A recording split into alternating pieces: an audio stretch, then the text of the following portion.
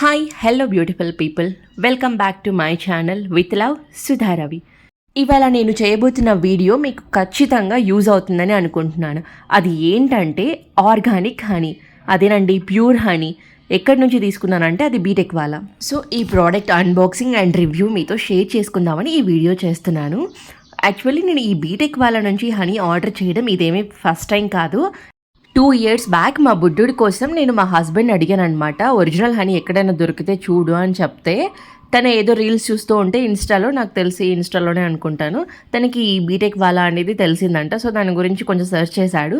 So వాళ్ళు maximum almost pure హనీనే cell చేస్తారని తెలిసింది. సో అక్కడ వాళ్ళ దగ్గర ఆర్డర్ పెట్టాడు.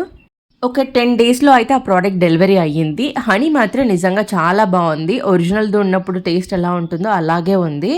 నేను ఈ హనీ మీద ఇది ఒరిజినలా కాదా అని ఎలాంటి టెస్ట్ అయితే చేయలేదు. సింపుల్గా టేస్ట్ చూసి నాకు అర్థమైపోయింది. ఎందుకంటే దానికి ముందు నేను చాలా టైమ్స్ ఒరిజినల్ హనీని టేస్ట్ చేశాను అనమాట, యూస్ చేసాం మేము. సో నాకు ఇది ఐడియా ఉంది కాబట్టి నేను సింపుల్గా ఎలాంటి టెస్ట్ లేకుండా, మా బుడ్డోడికి షుగర్ లేకుండా, బెల్లం లేకుండా హనీ మాత్రం వేసి ఇచ్చేదాన్ని అప్పట్లో. ప్యాకింగ్ అంతా మాత్రం నీట్గా ఇస్తారు, లీకేజ్ అనేది ఏమి ఉండదు. కానీ వాళ్ళు ఇచ్చేది ప్లాస్టిక్ బాటిల్ అనమాట. అదొక్కటి డిసడ్వాంటేజ్. గ్లాస్ బాటిల్ ఇస్తే కొంచెం బాగుంటుంది. ఫస్ట్ టైం నేను హనీ తీసుకున్నప్పుడు ఏమైందంటే, ఇది ప్లాస్టిక్ బాటిల్ అవ్వడం వల్ల అప్పుడు మా ఇంట్లో ఎక్కువగా చీమలు ఉండేవి. ఆ చీమలు నేను ఎంత జాగ్రత్త పడ్డా ఆ హనీ బాటిల్కి ఎంత నీట్గా క్లోజ్ చేసి దాన్ని క్లీన్ చేసి పెట్టుకున్నా కూడా ఆ హనీ లోపలికి వెళ్ళిపోయేవి. కుప్పలు చీమలన్నీ వెళ్ళిపోయేవి దాంట్లోకి.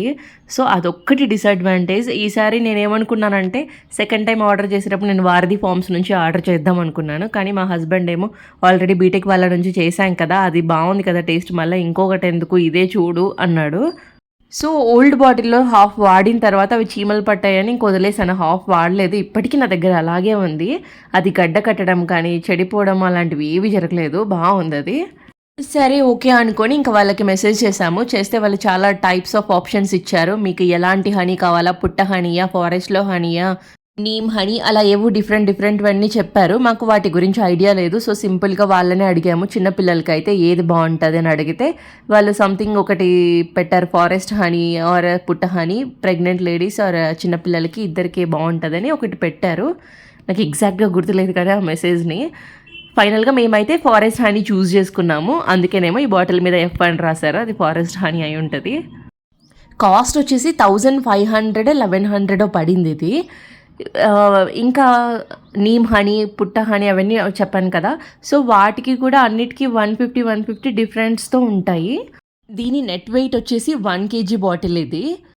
ఈ బాటిల్ మీద అయితే ఈ హనీని ఫ్రిడ్జ్లో పెట్టకూడదు అని ఉంటుంది. నేనైతే ఫ్రిడ్జ్లో ఏం పెట్టలేదండి దీన్ని. నిజమైన హనీని మనం ఫ్రిడ్జ్లో పెట్టి స్టోర్ చేసుకోవాల్సిన అవసరం లేదు. అది ఎక్కడున్నా పాడవదు. ఎన్ని ఇయర్స్ అయినా కూడా అది చెడిపోకుండా అలాగే ఉంటుంది. ఇంకా కలర్ విషయానికి వచ్చేస్తే, ఒక్కొక్క తేనెపట్టు నుంచి వచ్చిన హనీ ఒక్కొక్క కలర్లో ఉంటుంది.